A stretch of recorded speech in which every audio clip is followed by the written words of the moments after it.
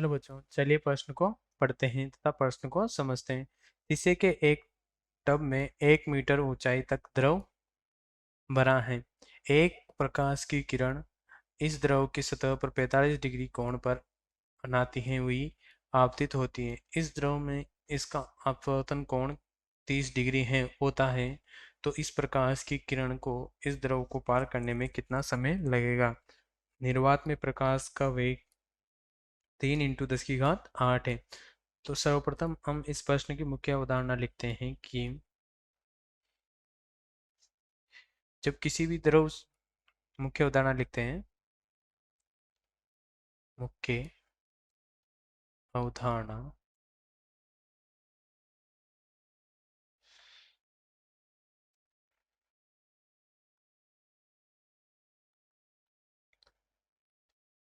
जब किसी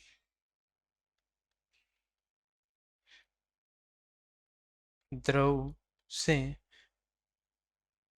प्रकाश का अपवर्तन होता है, प्रकाश का अपवर्तन होता है, तो उस द्रव का उस द्रव का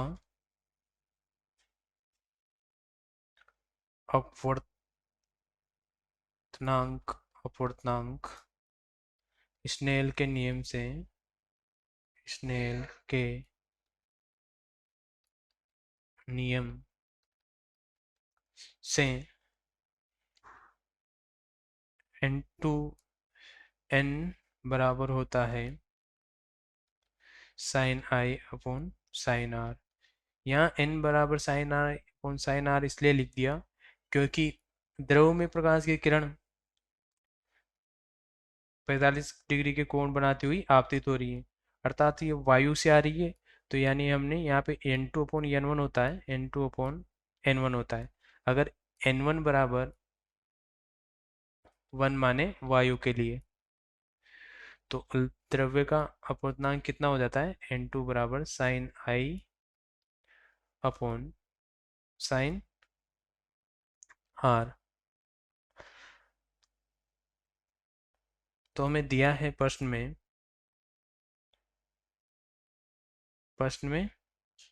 दिया है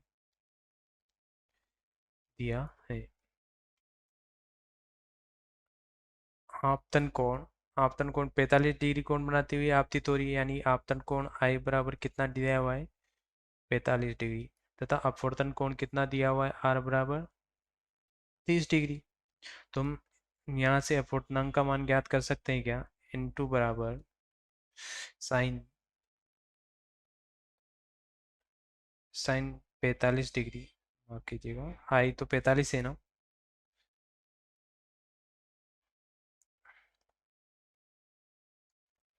साइन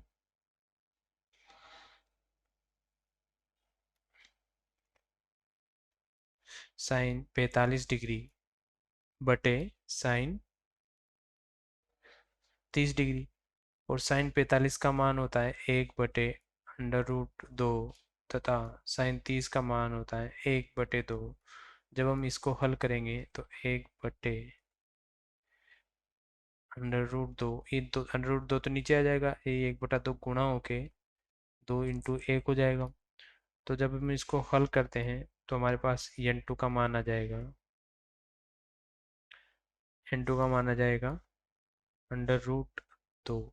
अर्थात हमें पास अपवर्तनांक का मान कितना आ गया, 2 आ गया। अब जैसा कि हमें प्रश्न में बोला गया है, हमसे प्रश्न में बोला गया है कि ये जल का टब है। हम जल के टब में 1 मीटर ऊंचाई तक, यानी कि 1 मीटर ऊंचाई तक जल भरा हुआ है, 1 मीटर ऊंचाई तक। और इसमें प्रकाश, यहाँ से प्रकाश आपतित होता है। मैं इसे दूसरे कलर से बना लेता हूँ।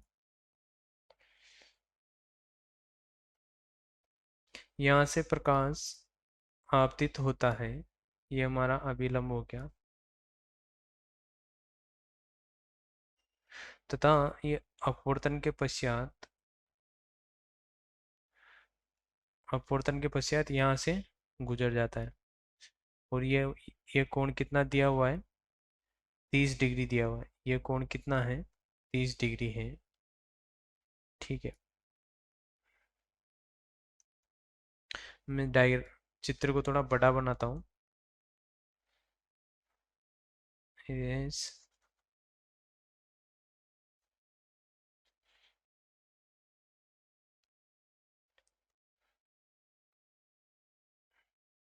कि एक टब है, टब में पानी की मोटाई कितनी दी हुई है, 1 मीटर दी हुई है। ठीक है, अब प्रकाश इसमें 45 डिग्री का कोण बनाते हुए आपतित हो रहा है। मान लो यहाँ से प्रकाश है, ये 45 डिग्री का कोण बनाते हुए इस पर आपतित हो रहा है। बताते हैं 45 डिग्री का कोण यहाँ पे बना रहा है, 45 डिग्री का। ठीक है, अब ये अपवर्तन के बाद यहाँ पे कितना डिग्री का कोण बना रहा है, कि यहाँ पे बना रहा है 30 डिग्री का कोण बना रहा है। और चूंकि हमें दिया गया है कि जल की मोटाई कितनी है, 1 मीटर है। ठीक है, और हमें इस द्रव का अपवर्तनांक भी पता चल गया कि हमने n2 बराबर निकाला था। n2 बराबर कितना है, √2। ठीक है, और ये 1 मीटर है। अब हमें क्या ज्ञात करना है कि प्रकाश द्वारा इस जल को पार करने के लिए कितना समय लगा। और तो समय बराबर कितना होता है, समय बराबर होता है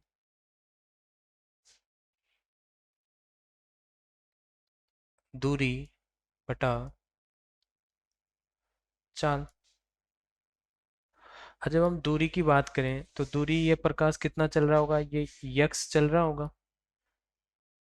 यक्स चल रहा होगा। तो हमारे त्रिभुज, मान लो इसको मैं ओ मानूं, इसको मैं ए मानूं, तो इसका मैं इसमें को मैं बी मानूं, तो हम इससे एक्स दूरी ज्ञात कर लेंगे और चाल ज्ञात कर लेंगे, तो हमारा समय आ जाएगा।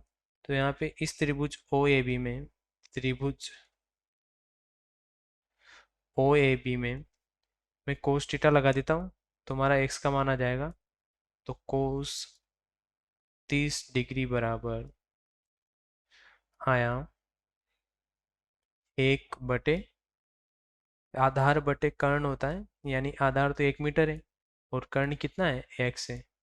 तो यहाँ से एक्स बराबर हमारा क्या आ गया, 1 बटे कोस 30 डिग्री। और कोस 30 डिग्री का मान होता है √3/2। तो हमारा यहाँ से यक्स कितना आ जाएगा, जैसे ही हम इसके नीचे लिखेंगे √3/2, तो 2 ऊपर चल जाएगा और √3 नीचे रह जाएगा। तो यक्स का मान कितना आ गया, 2√3 मीटर। तो हमारे पास दूरी तो आ गई एक्स बराबर। अब हमें चाल भी ज्ञात करनी है। तो किसी भी द्रव में प्रकाश की चाल, किसी भी द्रव में प्रकाश की चाल होती है सी डैश बराबर, यहाँ पे लिखता हूँ मैं, किसी भी द्रव में, किसी द्रव में प्रकाश की चाल, प्रकाश की चाल सी डैश बराबर होती है असली प्रकाश की चाल सी बटे द्रव का अपवर्तनांक, जो कि कितना है, n2 है, द्रव का अपवर्तनांक।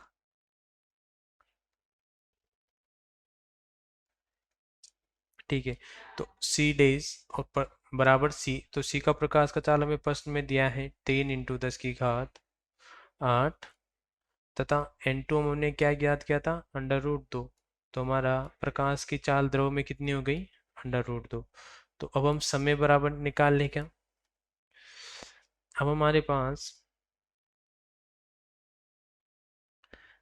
दूरी x है, चाल c है, चाल c है, दूरी x है। तो क्या हम समय बराबर निकाल लें क्या, जो हमने यहाँ से किया था। तो समय बराबर आ जाएगा, हमें समय ही ज्ञात करना है प्रश्न में। तो समय बराबर आ जाएगा हमारा दूरी बटे चाल, यानी कि दूरी तो हमने x लिखी और चाल क्या लिखी, c डैश। तो दूरी x हमारा कितना आया, 2/√3 तथा c डैश इसके बटे में, तो ये बटे में होगा तो गुणा में होकर उल्टा हो जाएगा, अर्थात √2 ऊपर चल जाएगा, अपॉन 3 × 10⁸ जब हम इसको हल करेंगे, मान लो मैं समय और इसको मैं क्या लिख रहा हूँ, टी लिख दिया। तो जब हम इसको हल करेंगे तो हमें प्राप्त होता है 5.4 4 × 10⁻⁻9 सेकंड, अर्थात प्रकाश को उस जल के टब को 1 मीटर मोटे जल के टब को पार करने में कितना समय लग जाएगा, 5.44 × 10⁻⁻9 सेकंड। अतः हमारे प्रश्न का उत्तर हो जाएगा 5.44 × 10⁻⁻9 सेकंड। आशा है आप लोगों को प्रश्न का उत्तर समझ में आया होगा। धन्यवाद।